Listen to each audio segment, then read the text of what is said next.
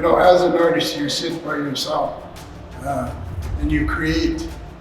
There's a lot of quiet, lonely times, but then again, it isn't lonely because you're active, you're creating with your hands, you're doing other things with your mind, and you can travel the world within that little one space.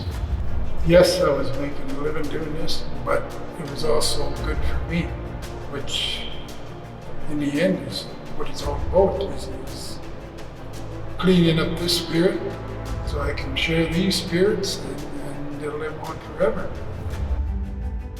My name's Irving Head from Cranberry Portage. This is my gallery. It's called Northern Buffalo Sculptures. I've been here for about 16 years now on this corner, right on Main and number 10. Over 20 years ago, I started to carve. It was my way of just keeping busy and physically active, in my mind. And, it was a change of lifestyle for me. So I had to change some habits with other habits. So I started carving, and it started off as a hobby. Never thinking that I would become a gallery owner, an artist that have done things for the Olympics. I've toured overseas. Within the gallery here, I carve things like wood, antler, marble, anything I can get my hands on. You just work with what you have. And when I first started, it was I would take a picture and put a picture here, and then take the stone and try to make it look like that picture. There was no way that it was happening because this stone was trying to tell me something different. The inspiration to my pieces, they go back to when I was a little kid, having fun. I don't really have thoughts of if people are gonna like it or not. It's like I say, it's just my way of, I call it my medicine. And when I get carving, it's usually something that will distract me in experience of running into a bear, or taking a walk through the bush, or going fishing, to do a nice jumping walleye or something like that. I've seen it. I've seen the eagles. I've seen the bears. So I take my cue from a lot of nature, and a lot of personal feelings too go into my carvings. For me to get to the point where I am now, where I can carve pretty well anything that excites me, I find the public seems to enjoy. So I have no trouble selling my artwork. But to get to that point, yes, it's a whole different idea when you go out to sell your work, and now you become a businessman. Not necessarily an artist. You have to learn all these things about marketing. You have to, advertising and promoting your work. So one of the things that I relied on was my family. My family were my wife, my kids. They encouraged me. They helped me. My grandparents, they helped me. My mother, unfortunately, I never got to see any of the things that I've done before my lifestyle changed, but her presence is always here.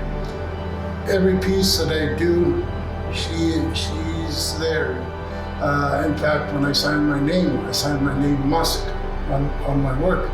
And when I heard Musk in the household, I knew, that was my mother, and she said, more or less, pay attention. So that's sort of a tribute to her. I put a buffalo over top of my carvings, so that's my spirit name. That reflects on my lifestyle change. I've been given that name, and I carry it with honor, and that's one of the things that go into my work. I'm very proud of what I do. I'm proud of my family. I'm proud of my culture. You know, I've been able to provide for my family through my artwork for over 20 years. Not too many artists can say that. But again, it's a 24-hour job. And I'm very proud to say that I'm an artist, and I enjoy my work, and I enjoy working with other artists and have fun. That's the thing, is to have fun and enjoy yourself. Don't make it a job. If you can't think of what to put there, put it aside. Start another one. And another one here. This is another pipe. It's going to be a head of an eagle here, but underneath here will be an elder or something walking out of the eagle's body here with a walking stick, a cane, sort of holding the cane like this. The foot will be right here. Again, you think back about when you start, and you forget sometimes about the people that helped you and guided you. It's been over 20 years, so there's been many people. Oswald Shaw was one of them. When I was first starting out, they were very supportive through their organization and helped me out both financially and in learning different things about marketing and doing this and that.